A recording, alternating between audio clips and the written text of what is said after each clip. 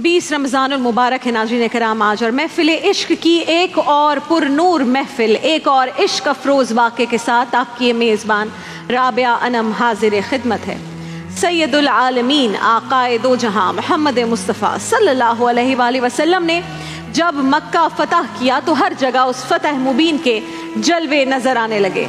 आज अरब का नक्शा बदल गया, हालात तब्दील हो गए। आज रसूल पाक सल्लल्लाहु अलैहि वसल्लम इस शान से मक्के में दाखिल हुए हैं कि हर कोने हर गोशे से नबी पाक के नाम के नारे बुलंद हो रहे थे। सुभान अल्लाह।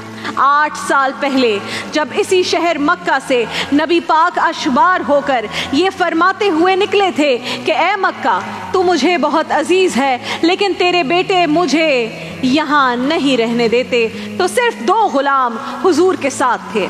आज उसी शहर मक्का में हुजूर आए हैं तो यूं लगता है कि गोया पहाड़ और पत्थर भी रसूल अल्लाह के नारे बुलंद कर रहे हैं। अब तो माशाअल्लाह मस्जिदुल हराम का अहाता बहुत वसी हो गया है, लाखों लोग समा सकते हैं आज के दिन नाज़रीन कराम। लेकिन 20 रमज़ान 8 हिजरी को उस वक्त जब 10,000 सहाबा आए थे तो सीरत निगार लिखते हैं कि इतना बड़ा मजमा था कि दरख्तों पे भी लोग चढ़े हुए थे और पहाड़ों पर भी लोग ही लोग थे। कहाँ वो 2 गुलाम और कहाँ ये हज़ारों का इज़्तिहाम। जब नबी पाक ने बैतुल्लाह का तवाफ कर लिया, खाना काबा का दरवाज़ा खोल कर अल्लाह के घर को बुतों से पाक कर दिया, तो फिर आप खाना काबा के दरवाजे पर खड़े हुए और खुतबा इरशाद फरमाया। ये बड़ा तारीखी मंजर है नाज़रीन कराम। आपको एक एक करके वो तमाम मंजर याद आ रहे हैं, वो मसाइब याद आ रहे हैं जिनका सामना ऐलाने नबूवत के बाद आपने और आपके आलो अस्हाब ने किया था। अब रुत बदल गई थी, मौसम ख़ज़ां रुखसत हो चुका था और मौसम बहार बैतुल्लाह के आंगन में उतर चुका है। उस यादगार मौके पर दुनिया ने ये अजीब मंजर देखा कि इस मौके पर हमारे आका को अपना वो गुलाम बिलाल सबसे ज़्यादा याद आया, जिसे मक्के की तपती रेत पर औंधा लिटाया जाता था, पुश्त पर भारी पत्थर रखकर और गले में रस्सी बांधकर, जिसे मक्के की गलियों में घसीटा जाता था, लेकिन उसकी जुबान से अहद अहद की सदाएं बुलंद होती थी। वफा का तकाजा ये था कि जिसे मक्के वालों ने सताया था उसे इज्जत दी जाए, अब जिसे गिराया था उसे अब बुलंद किया जाए। तो इस मौके पर अल्लाह के रसूल ने यारे गार सिद्दीक़ अकबर को नहीं पुकारा, दुआए रसूल फारूक आज़म को आवाज़ नहीं दी, ज़ुल नूरैन उस्मान गनी को नहीं पुकारा, फातिह खैबर मौला अली को आवाज़ नहीं दी, बल्कि उस मजमाए आम में आकाए दो जहां की आवाज़ गूंजी। कहा मेरा बिलाल कहाँ है, मेरा बिलाल कहाँ है, बिलाल को बुलाओ, किधर है बिलाल।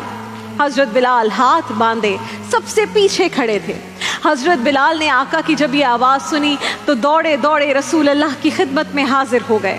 रसूल अल्लाह ने फरमाया, इधर आ बिलाल, ज़रा काबे की छत पर तो चढ़ो, आज़ान तो सुनाओ, हम सबको आज़ान सुनाओ।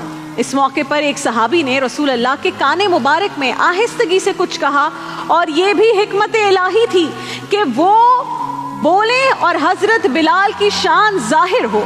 उन्होंने अर्ज़ किया, या रसूल अल्लाह, काफिरों का तो पहले ही बुरा हाल है, आज तो उनकी कहानी ही ख़त्म हो गई है।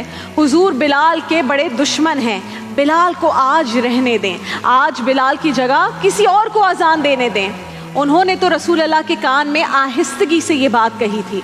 होना तो ये चाहिए था कि जवाब भी कान में आहिस्तगी से दिया जाता, लेकिन आका करीम अलैहिस्सलातु वस्सलाम को बिलाल की वफ़ाएं याद आने लगी।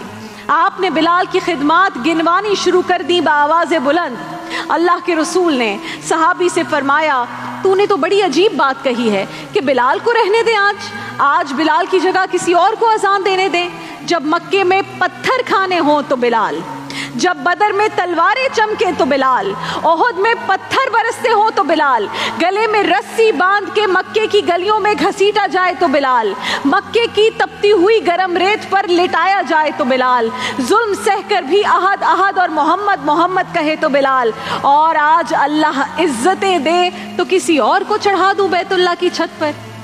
आज सब नीचे खड़े होंगे और काबे की छत पे बिलाल होगा और वो अजान देगा, اور میں دنیا کو بتاؤں گا کہ وفاؤں کا صلہ کس طرح سے دیا جاتا ہے۔ رسول اللہ نے حضرت بلال سے فرمایا، بلال کعبے کی چھت پر چڑھو اور توحید رسالت کی صدا بلند کرو۔ حضرت بلال نے حکم کی تعمیل کی، بیت اللہ کی چھت پر گئے اور جب اپنی دلکش آواز سے اللہ اکبر کی صدائیں بلند کی تو زمین و آسمان پر سناٹا چھا گیا، سارے مجمع پر وجد طاری ہو گیا۔ اللہ اکبر۔ 11 ہجری میں ناظرین کرام رسول اللہ نے ظاہری طور پر اس دنیا سے جب پردہ فرمایا تو حضرت بلال پر غموں کا پہاڑ ٹوٹ پڑا۔ سیدہ عائشہ امی عائشہ کے حجرے کے سامنے غم سے نڈھال بلال چپ چاپ سراپائے غم بنے بیٹھے ہوئے تھے۔ اذان کا وقت ہوتا ہے، لوگوں نے آپ کی طرف دیکھا اور کہا، بلال آج اذان نہیں دو گے؟ فرمایا نہیں۔ آقا کے پردہ فرمانے کے بعد بلال اب کبھی اذان نہیں دے گا۔ اب حضرت بلال کا دل ہی نہیں لگتا تھا مدینے میں۔ رسول اللہ سے جدائی کا غم آپ کو بس رلاتا رہتا تھا۔